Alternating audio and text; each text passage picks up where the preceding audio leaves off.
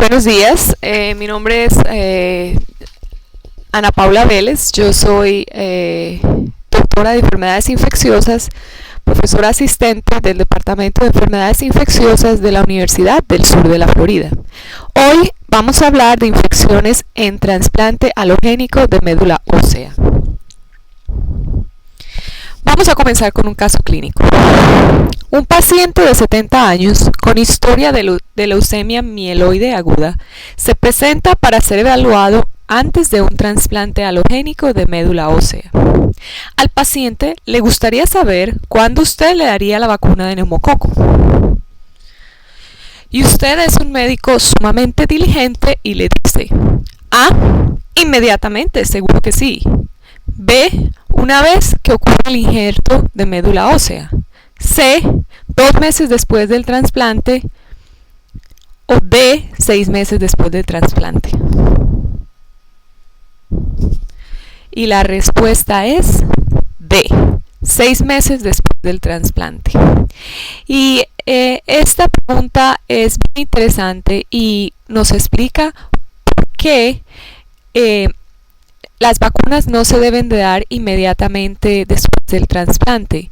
Vamos a hablar en breve porque eso no es necesariamente indicado. Una vez una persona tiene un trasplante de médula ósea, el sistema inmune se tarda cierto periodo de tiempo en recuperarse. Por ejemplo, los monocitos y los fagocitos se tardan aproximadamente 1 mes en recuperarse. Las células T, CD4 se pueden demorar hasta 1 año. Por lo tanto, obviamente, estos pacientes necesitan profilaxis para PCP, que es Pneumocystis carini. Por último, las células B se pueden demorar desde 9 meses hasta 1 año. Y recuerden, las células B son encargadas del sistema inmune humoral. Por lo tanto, esto nos lleva a la pregunta anterior que discutimos: ¿cuándo era indicado vacunar a un paciente después de un trasplante alogénico de médula ósea? Obviamente la respuesta es después de 6 meses. ¿Por qué? Porque las células B aún no se han recuperado y obviamente el sistema humoral no está listo para montar una respuesta adecuada inmunológica para estas vacunas, para proteger eficientemente al paciente. Y obviamente, después de que un paciente ha sido trasplantado, digamos 6 meses antes, digamos los monocitos ya se han recuperado, las células T se están recuperando y las células B todavía están en un periodo de recuperación. Debido a que las células B están todavía en un proceso de recuperación, hay riesgo para infecciones por organismos encapsulados. ¿Cuáles son los organismos encapsulados? Como ustedes recordarán, el neumococo, el Haemophilus influenza y la Klebsiella pneumonia, también el meningococo, son algunos de los organismos encapsulados que pueden afectar a este tipo de pacientes. ¿Cuáles son algunos de los factores de riesgo para infecciones en este tipo de pacientes? Eso depende de diferentes factores, dependiendo del tipo de trasplante, alogénico versus trasplante de cordón.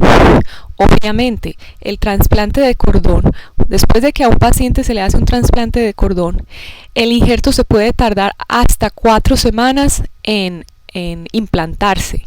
Por lo tanto, hay un periodo de neutropenia mucho más prolongado versus un trasplante alogénico de médula ósea. Recuerden, en este momento no estamos hablando de un trasplante autólogo de médula ósea. Ese es un tema de otra conferencia.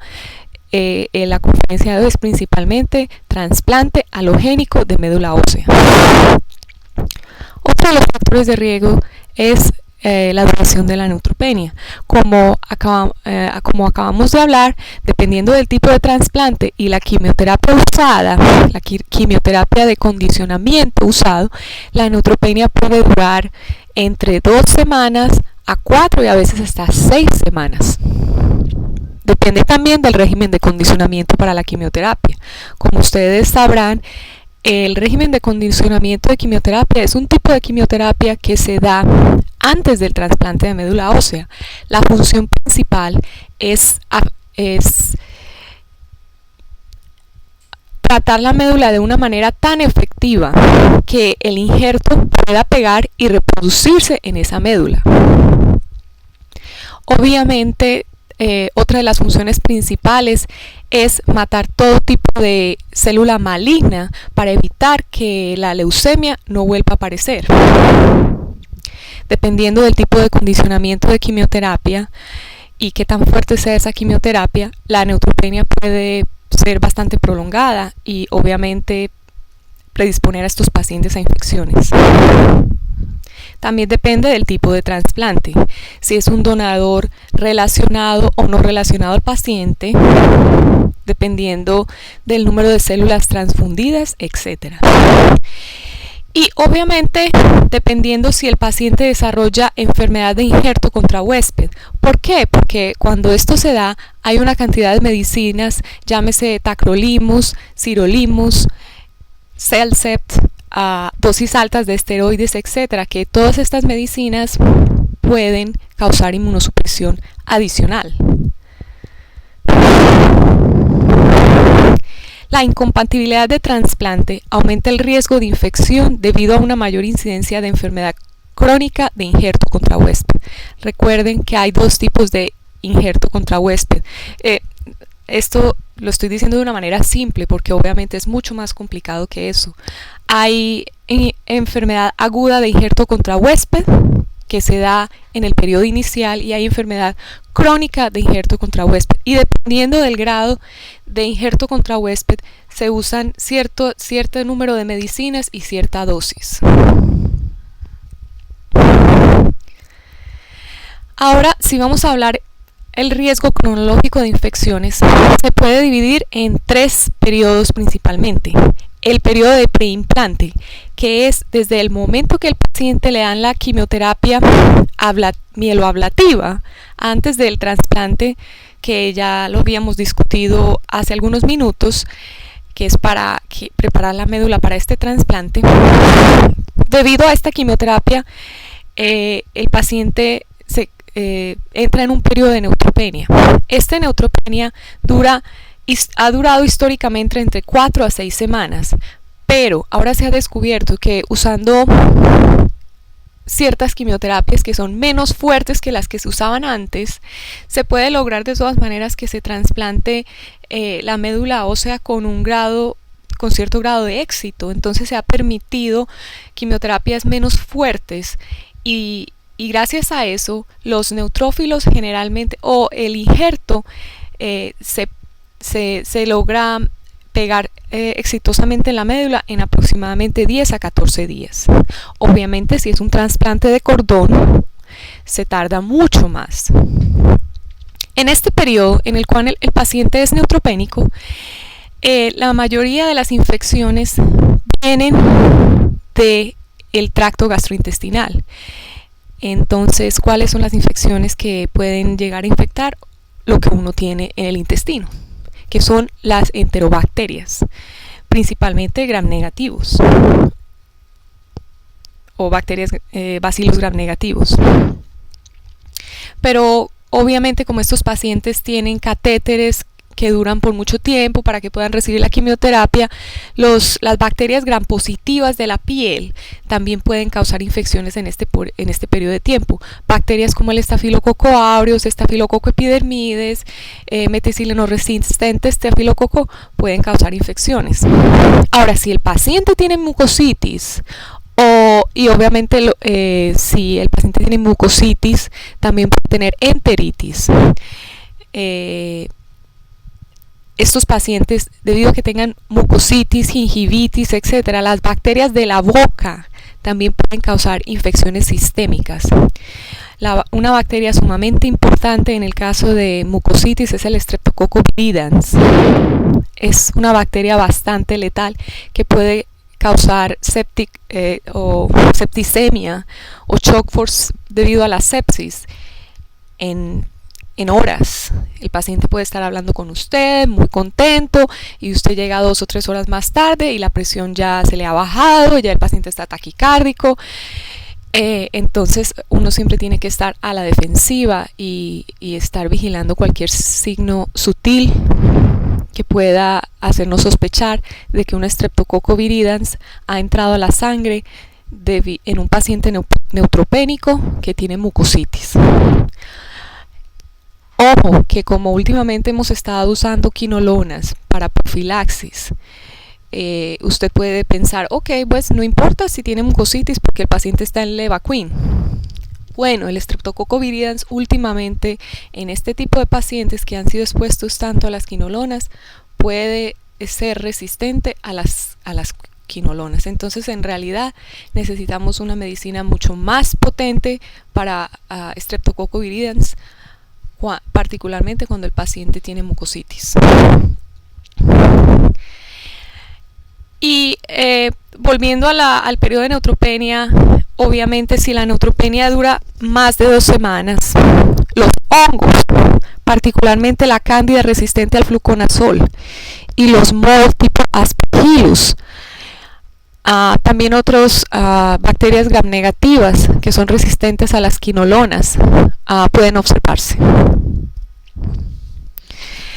La segunda parte o el segundo periodo de riesgo para infecciones en estos pacientes de trasplante se refiere a la recuperación temprana inmunológica. Acabamos de hablar del periodo inicial, que es cuando el paciente todavía el implante no ha pegado en la médula, que lo más importante es que el paciente está neutropénico y que las infecciones más importantes son las bacterianas de la flora entérica, de la piel o de la boca si el paciente tiene mucositis. Ahora, digamos que el injerto ya se ha implantado, que el paciente ya no está neutropénico, es decir, su conteo total de neutrófilos es más de 500, por lo menos por 3 días. Entonces ya entra en este periodo, que es la recuperación temprana inmunológica. Este periodo clásicamente dura de 4 a 5 meses. Pero el paciente aún se encuentra inmunosuprimido, particularmente si el paciente tiene enfermedad de injerto contra huésped. Porque ya lo habíamos dicho, el paciente va a estar en ciertas medicinas que van a afectar el sistema inmunológico. El paciente todavía puede estar a riesgo de infecciones debido a las bacterias gram positivas de la piel, porque la mayoría de estos pacientes tienen catéteres.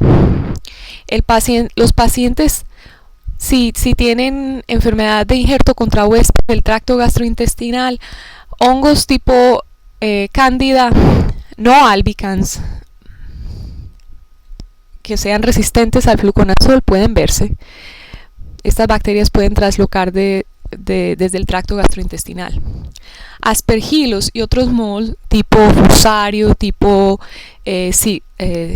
mucomicosis, etcétera, también pueden verse. Y uno de los virus más importantes y más temidos es el citomegalovirus.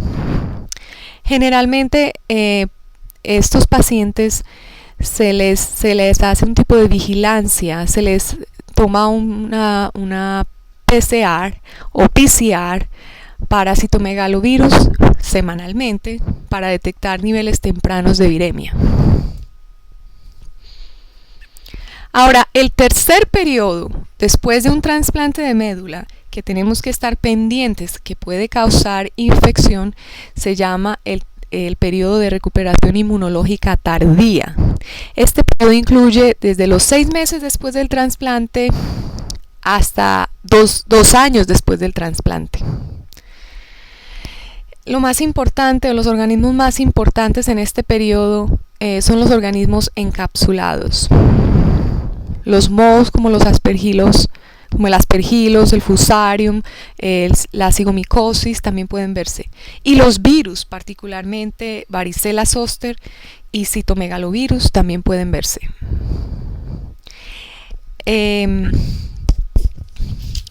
Estos pacientes pueden tener enfermedad crónica de injerto contra huésped y todavía estar en alta cantidad de medicinas que pueden causar inmunosupresión. Por lo tanto, estos pacientes también pueden estar predispuestos a ciertas infecciones, no tanto como los primeros 6 meses después del trasplante, pero aún se pueden observar ciertas infecciones. Ahora vamos a continuar con el caso que habíamos hablado anteriormente. El paciente que le había preguntado por la vacuna de neumococo, ahora se le ha hecho el trasplante hace 7 días. Su conteo total de neutrófilos es 20. Obviamente él está profundamente neutropénico y desarrolla una fiebre de 39 grados centígrados. En este momento el paciente está en doxiciclina para prevenir infecciones del catéter, está en Levaquin para prevenir infecciones por las bacterias, los bacilos gram negativos de la flora entérica, y está en Micafungin, que es una equinocanidia que puede tratar efectivamente las infecciones por cándida. Entonces está en un régimen bastante decente para prevenir una infección. Sin embargo, el paciente tiene fiebre de 39 grados centígrados. Usted le mira la boca y usted le ve estas lesiones en la lengua, se puede apreciar un poco, y en el labio inferior. Estas lesiones son consistentes con mucositis. Pendiente de los cultivos de sangre, usted recomienda nada. Usted continúa doxiciclina, Levaquin y Micafungin y simplemente espera los resultados de los cultivos. B, usted cambia la Micafungin al voriconazol, que es un tipo de terapia para los hongos, un triazol de última generación que cubre efectivamente los molds, como el aspergillus. B, usted cambia la doxiciclina y el Levaquin a una terapia intravenosa que incluye vancomicina y piperacilina tazobactam. O D, usted llama al doctor experto doctor Montero. ¿Y cuál es la respuesta? La respuesta es la C. Usted cambia la doxiciclina, Levaquin, al vancomicina y piperacilina tazobactam. ¿Por qué? Porque habíamos hablado que estos pacientes que están neutropénicos y tienen mucositis tienen un factor de riesgo demasiado alto para bacterias como Streptococcus viridans, que pueden ser resistentes a las quinolonas, y también estos pacientes están a riesgo de infecciones por bacterias anaeróbicas de la boca, particularmente Fusobacterium. Por lo tanto, un cambio, esa terapia, la mejor respuesta es cambiar la doxiciclina Levaquin a la vancomicina y piperacilina tazobactam. Esa última pregunta nos lleva al siguiente tema. Hemos hablado hace unos minutos de las infecciones de estos trasplantes de médula ósea, subdividiéndolo en periodos después del trasplante. Ahora vamos a hablar de las infecciones debido a diferentes organismos: infecciones bacterianas, infecciones por hongos y por último infecciones virales. Entonces vamos a hablar de infecciones bacterianas que pueden ocurrir en estos pacientes de trasplante de médula ósea. En el periodo de preimplante, que son las primeras 2 a 4 semanas, estos pacientes, de nuevo, están a riesgo de infecciones debido a gram positivos, organismos gram positivos de la piel, sobre todo porque ellos tienen catéteres, la mayoría de ellos. Y también están a riesgo de tener infecciones por bacterias, por organismos gram negativos de la flora entérica. Sumamente importante. Estos pacientes, si se quejan de dolor de estómago, si tienen diarrea, en ese momento cualquier bacteria de la flora entérica puede pasar a la sangre y causar una infección.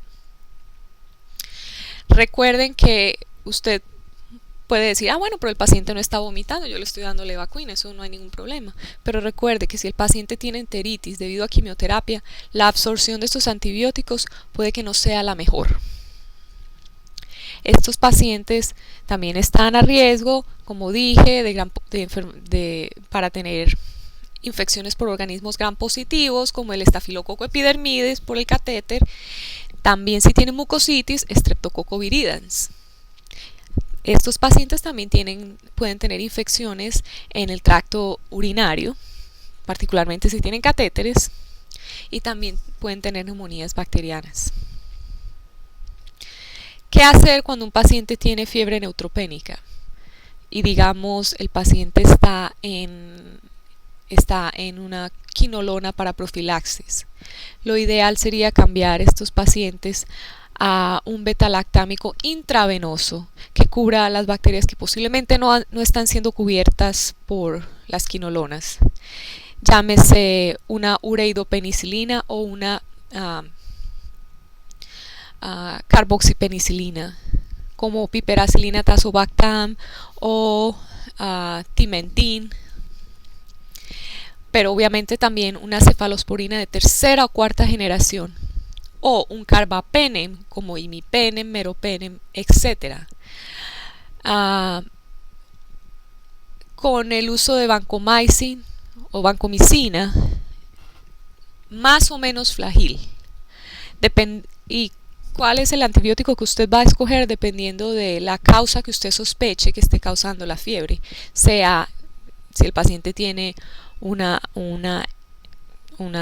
dolor abdominal, que usted está sospechando que tiene tifilitis o colitis neutropénica, obviamente necesita darle algo que cura los anaerobios. Si usted está sospechando que el paciente puede tener una infección por pseudomonas, una cefalosporina de tercera o cuarta generación es aceptable, etcétera, etcétera. Digo más o menos vancomicina porque en algunos pacientes estos Streptococcus viridans pueden tener un MIC alto a las penicilinas o inclusive a las cefalosporinas. Ahora, ¿cuáles son las infecciones bacterianas que se pueden dar en el periodo de implante? De nuevo, este periodo incluye desde el momento en que el paciente ha recuperado los neutrófilos hasta aproximadamente 6 meses después del trasplante. Estos pacientes pueden estar a riesgo todavía para tener infecciones de catéter debido a las bacterias de la piel, o pueden también estar a riesgo de tener infecciones por las bacterias entéricas si el paciente tiene una enfermedad de injerto contra huésped del tracto gastrointestinal. En ese momento, si usted ve una bacteria tipo un E. coli o una Klebsiella en un paciente que tiene una enfermedad de injerto contra huésped, lo más probable es que esta bacteria viene del tracto gastrointestinal y posiblemente no del catéter, pero obviamente uno tiene que hacer diferentes estudios y un buen seguimiento para estar seguro. Después de la recuperación inmunológica tardía, que es después de los 6 meses después del trasplante, como habíamos hablado, los organismos encapsulados tipo neumococo, Haemophilus influenza, Klebsiella pueden causar infecciones. ¿Cuáles son los factores de riesgo para infecciones fatales tardías después de un trasplante halogénico de médula ósea? Enfermedad de injerto contra huésped agudo, enfermedad de injerto contra huésped crónico, infecciones debido a citomegalovirus. Súper importante este virus en este tipo de pacientes. ¿Por qué? Porque cuando una persona tiene una infección debido a un citomegalovirus, por diferentes razones, otros tipos de infecciones, principalmente hongos, pueden causar problemas. Infecciones e incompatibilidad de trasplante o un donador no familiar también puede poseer un factor de riesgo. Quimioterapias que se dan antes del trasplante, que incluyen irradiación total de cuerpo, también puede poseer un factor de riesgo. Ahora vamos a hablar de las infecciones por hongos, que pueden causar problemas en este tipo de pacientes. Como estos pacientes han sido tan expuestos al fluconazol hongos, particularmente cándida, resistentes al fluconazol pueden verse. Principalmente cándida cruzii o galbrata. Este tipo de cándidas responden generalmente bien a una medicina tipo equinocandil, como caspofungin, mycofungin, etc. Mols como aspergillus, trichosporium, pseudosporium, acremonium, zygomycetes, que incluye el mucormicosis, y fusarium pueden verse también. Vamos a hablar de otro caso. Un paciente de sexo femenino de 39 años con una historia de trasplante halogénico de médula ósea hace 60 días, con historia de enfermedad de injerto contra huésped, sumamente inmunosuprimida debido a las medicinas que se están usando para controlar el injerto contra huésped, viene a donde usted y se queja de fiebre, de náusea, de vómito y de disnea. Recientemente la paciente ha tenido una viremia por citomegalovirus y últimamente ha estado en Valsite para citomegalovirus. Usted le ordena una PCR o PCR para citomegalovirus y usted encuentra que la paciente tiene menos de 250 copias en la sangre, lo cual es bastante bueno. El paciente está bien controlado. Usted le manda unos laboratorios y usted encuentra que tiene una AST de 1000 y un ALT de 1500. La creatinina es de 3, obviamente la paciente entonces tiene una hepatitis y un fallo renal. Usted le ordena un TAC o una tomografía computarizada de pulmones y usted encuentra que la paciente tiene una neumonía intersticial. ¿Qué es lo que usted haría? Usted cambiaría el Valsite a aciclovir. B, usted ordena antígeno para galactomannan, que es para detectar aspergilosis. C, usted ordena una PCR para adenovirus, otra para virus de Epstein-Barr y otra para virus herpes 6. O usted comienza anfotericina urgentemente. ¿Cuál es la respuesta? Usted ordena una PCR para adenovirus, virus de Epstein-Barr y virus herpes tipo 6. ¿Por qué? Porque obviamente esta paciente, usted no cambiaría Valsite a aciclovir porque la paciente recientemente tuvo una viremia por citomegalovirus y todavía no ha terminado el tratamiento. Si usted hace eso, pues la paciente le va a volver el citomegalovirus. Mandarle un antígeno para galactomannan, usted lo puede hacer, pero no es tan probable que la paciente tenga un aspergilos si la tomografía computarizada del pulmón no muestra nódulos, sino una neumonía tipo intersticial. Y sobre todo, lo más importante, las enzimas hepáticas están demasiado altas y eso es eso lo hace a uno sospechar de una hepatitis viral. Usted no comenzaría anfotericina B urgentemente porque, por lo que hablamos, la tomografía computarizada de pecho o del pulmón no es sugestiva de un hongo tipo aspergilos o mucormicosis, y obviamente usted no va a querer comenzar la anfotericina B si no está sospechando un hongo tipo mucormicosis, particularmente si la paciente ya tiene fallo renal. Por lo tanto, la mejor respuesta es PCR para adenovirus, virus de Epstein-Barr y herpes tipo 6. Este caso nos lleva a la siguiente sección de infecciones virales en pacientes de trasplante de médula. Recuerde que hay una cantidad de virus que hacen parte de la familia de virus herpéticos. Estos incluyen herpes simple tipo 1 y 2, varicela zoster, virus herpes tipo 6, 7 y 8, citomegalovirus y virus de Epstein-Barr. El herpes simple tipo 1 y 2, ya todos sabemos, causan infecciones mucocutáneas de la boca, y también el herpes simple tipo 2 causa herpes genitales, y obviamente la varicela zoster causa culebrilla, lo que se llama culebrilla o varicela.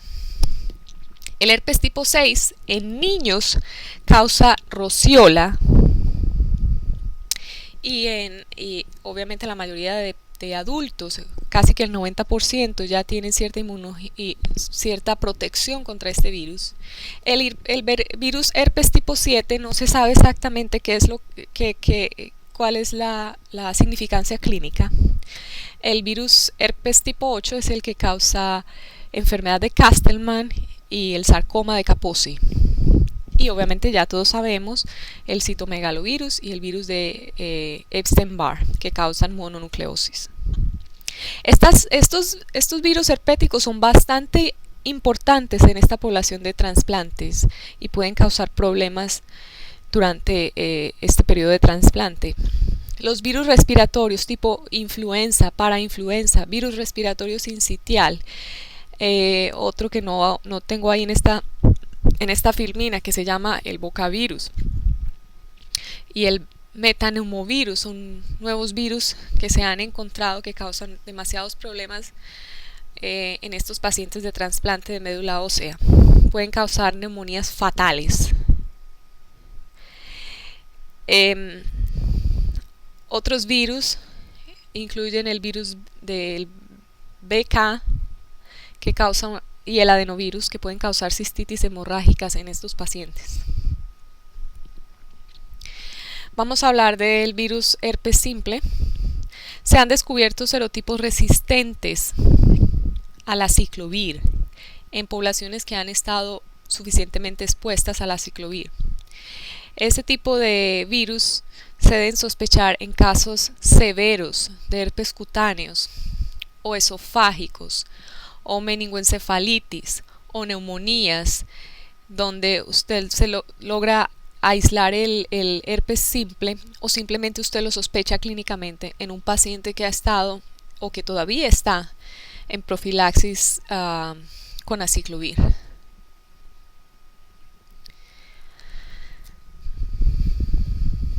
El virus de la varicela zoster. Los pacientes que no han sido previamente infectados con varicela zoster, por ejemplo, nunca les ha dado varicela o nunca se han vacunado, pueden desarrollar una enfermedad visceral fatal con diseminación al pulmón, al hígado y al cerebro. Obviamente, entonces, estos pacientes pueden tener neumonitis, pueden tener elevación de las enzimas hepáticas que llegan a los miles, y también pueden tener encefalitis. Pueden además tener síntomas gastrointestinales con elevación de las enzimas hepáticas, como habíamos dicho. La elevación de las enzimas hepáticas en los miles puede ser el síntoma inicial, antes inclusive de que aparezcan las lesiones de la piel.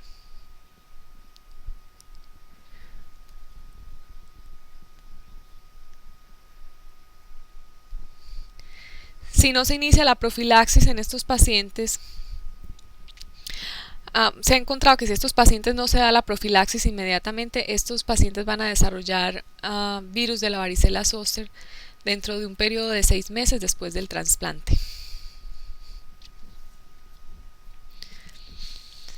¿Cómo se trata el virus de la varicela zoster en estos pacientes? Se les puede dar aciclovir oral, famciclovir o valaciclovir. Son inclusive opciones mucho más aceptables porque se absorben mejor que el aciclovir oral. Este tratamiento es aceptable si no hay evidencia de infección visceral, principalmente si los casos de infección se tratan de una reactivación más que de una infección primaria. ¿Por qué? Porque los pacientes que no han tenido nunca o que no han sido expuestos al virus de la varicela zoster pueden tener una infección primaria que puede ser bastante fatal, con diseminación rápida a otras vísceras. En esos casos, el aciclovir intravenoso es preferible para evitar una infección visceral. De nuevo, si es una infección leve, si el paciente ya demuestra cierta inmunidad a la varicela zoster, usted puede darle una terapia oral con fanciclovir o valaciclovir. IV aciclovir para las infecciones primarias o severas. Vamos a hablar de citomegalovirus. Generalmente ocurre más tarde que el herpes simple y más temprano que la varicela zoster. El promedio es de 40 a 50 días después del trasplante. La causa es reactivación en más del 80% de los casos. ¿Cuáles son los factores de riesgo para infecciones debido a citomegalovirus?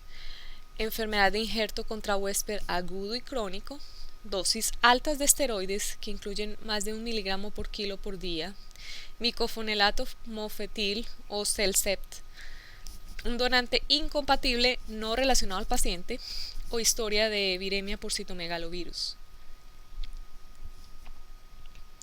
Los espectros de enfermedades que pueden verse por citomegalovirus incluye simplemente viremia sin evidencia de infección visceral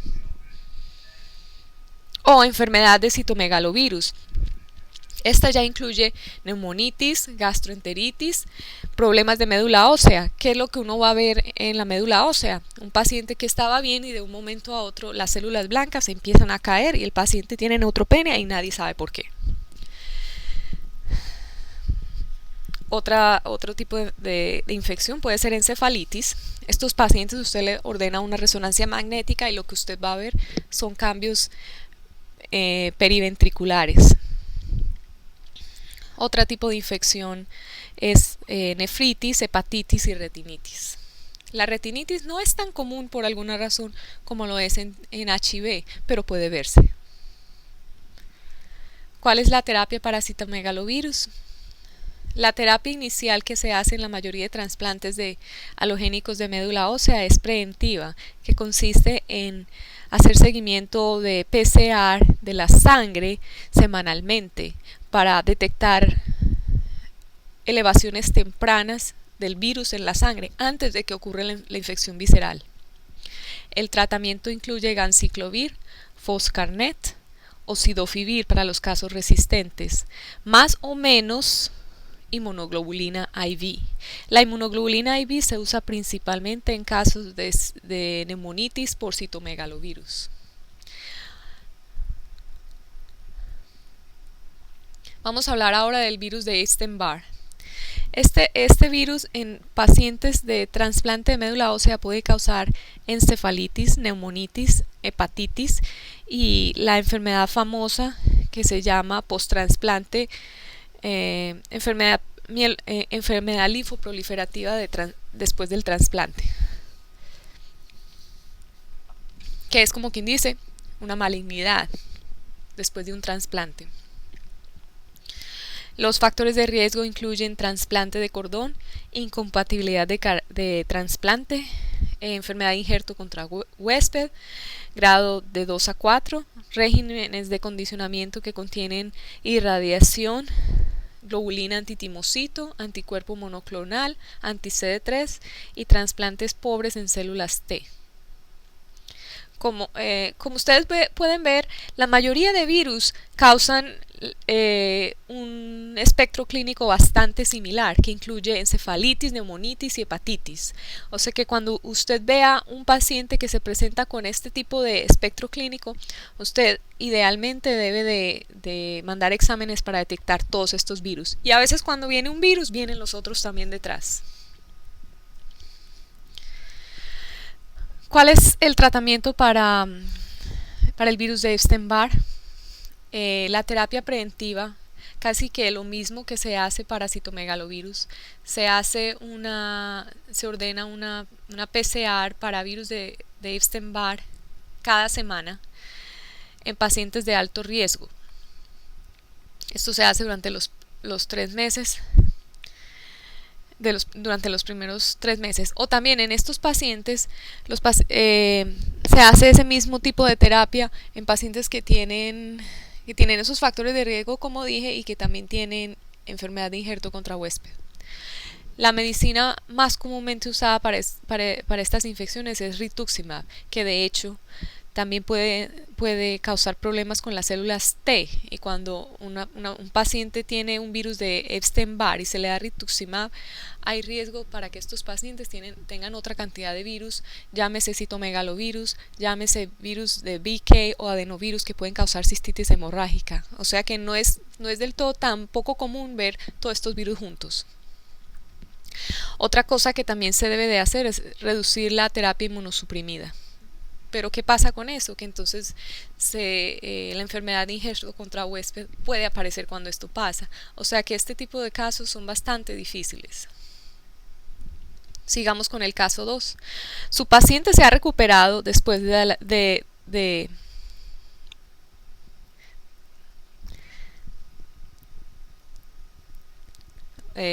discúlpeme aquí, vamos a volver aquí. Su paciente se ha recuperado después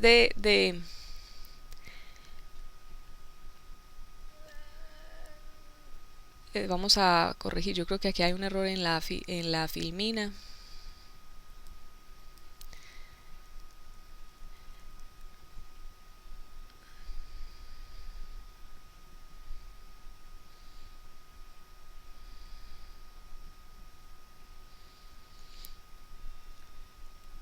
Este no es adenovirus, sino citomegalovirus.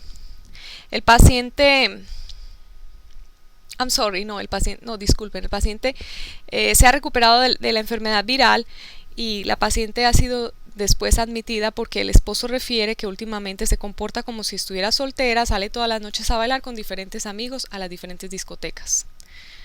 Obviamente tenemos un cuadro de una paciente que ha sido trasplantada hace 90 días, que en este momento está en aciclovir profiláctico y que viene con un cuadro de encefalopatía, y debido a un cambio de comportamiento. Usted le ordena una tomografía computarizada de cerebro y usted ve una lesión en la sustancia gris del lóbulo temporal izquierdo, tipo anillo.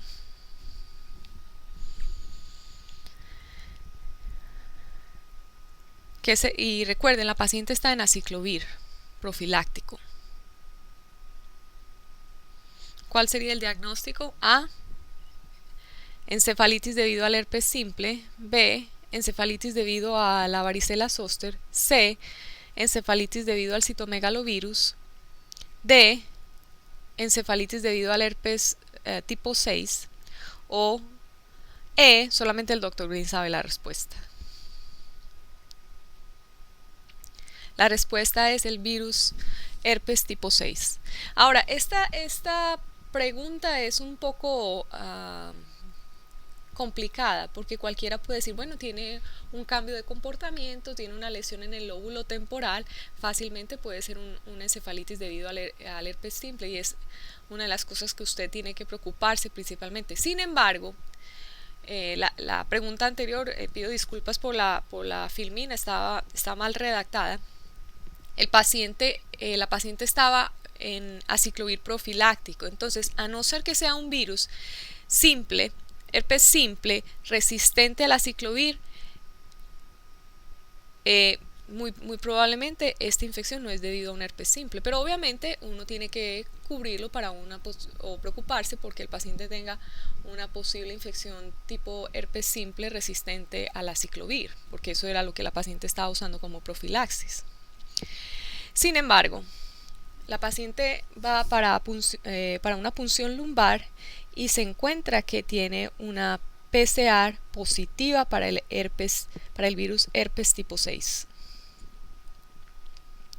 De nuevo, el herpes tipo 6 se subdivide en dos tipos, tipo A y tipo B, y el B es el más común. Recuerden que el virus herpes 6 es el responsable de la rociola infantil, y que más del 90% de las personas son seropositivas. En pacientes de médula ósea, este virus puede presentarse con fiebre, con rash, con hepatitis, con neumonitis y hasta con supresión de la médula ósea o leucopenia, similar a lo que se ve con infecciones debido al citomegalovirus. También estos virus se pueden presentar como mielitis o encefalitis, como habíamos dicho. La resonancia magnética puede demostrar lesiones tipo anillo, principalmente en la sustancia gris de los lóbulos temporales. Recuerden que el herpes simple, cuando causa encefalitis, también puede causar cambios en los lóbulos temporales, principalmente necrosa todo el lóbulo temporal y puede causar cambios de comportamiento. O sea que estos dos virus pueden causar cambios en el lóbulo temporal y obviamente clínicamente se van a manifestar como cambios de comportamiento. Y por último, esta filmina es de mi bebé. Si ustedes pueden ver bien, él tenía en las mejillas un rash eritematoso, un brote eritematoso. Mi bebé ahí en ese momento tenía rociola, y aquí se ve también, debido al herpes tipo 6. Y con esto hemos concluido. Muchas gracias por su atención y espero que esta conferencia les sirva para su práctica. Gracias.